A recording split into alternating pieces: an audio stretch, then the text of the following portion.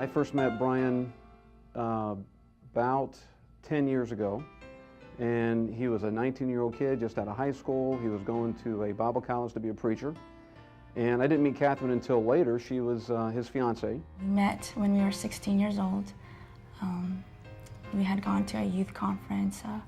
It's a kind of conference that a lot of churches get together to bring their teenagers to. And we just met through a friend. At 19 years old, he had a desire to make sure that if something happened to him, even on their honeymoon, that she would have the financial freedom to live her own life.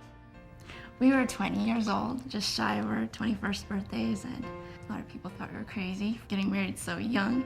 And of course, when you're 20, you think you have your whole life ahead of you. You don't think of, something happening to you at such a young age, but he just believed that this is what he wanted to do for his family. So shortly after they got married, 9/11 happened. He was very upset about that, and he just felt that it was his duty to go serve his country.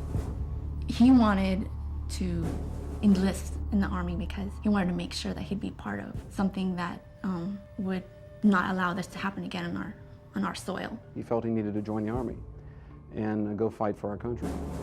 And they moved to Alaska after basic training, and we lost touch. He was in Iraq.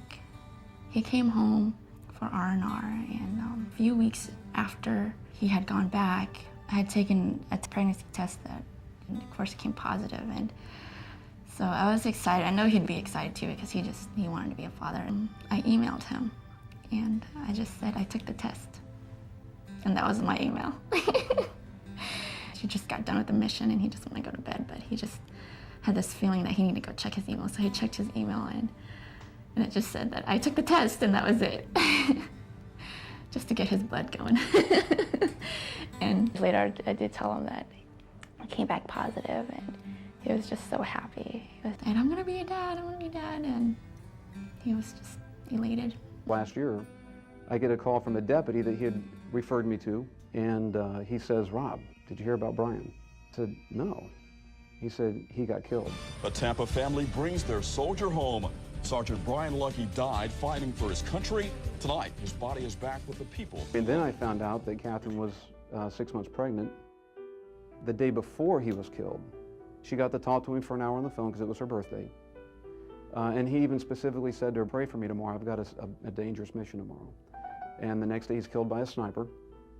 And the next day she has her sonogram to find out that their first baby is going to be a boy. It brings up a lot of painful memories. Mostly I was just worried about my son.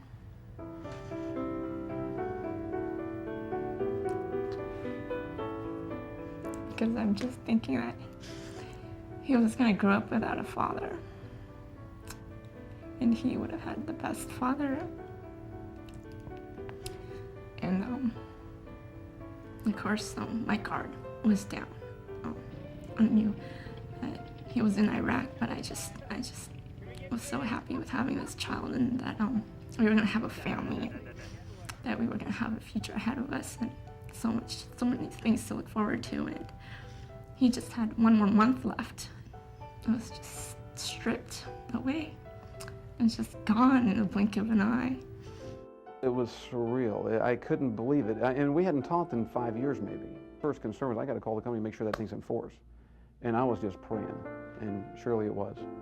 I feel really bad for some of these spouses who have had their husbands killed in this war. Horror stories that they've had other life insurance policies, and they didn't pay out because it was an act of war. And I just felt so horrible for them. And that Primerica does. Especially in this time in our nation's history, to not have a war clause, it's huge. And it's everything to a lot of families. I'm very blessed to have family around to help me, and I know that if Primerica wasn't there, I know it would add on some worries, of course, with my son's future. Everything that I'm majorly concerned about is about my son, and if it wasn't for Primerica, then that's why Brian became part of this company, because he truly believed in their products, and they do care about their clients, and that I guess they have more heart. To be in a company where they encourage you to do what's right for everybody. I've always taught my people, you do a financial analysis for everybody. And that feels great. It feels great. I have his dog tags hanging in my car rearview mirror, just as a reminder, I guess. And Catherine sent me a little picture of Brian Jr., the baby, sitting in front of a photograph of Daddy Brian. And those are the two best things I can keep in my mind of why I'm doing this. When I'm driving home from appointments at 12:30 at night from meeting with a deputy who works night shift, that's why. And it's one of those things where, you know, it's kind of neat to be the hero, but boy, you'd give it up.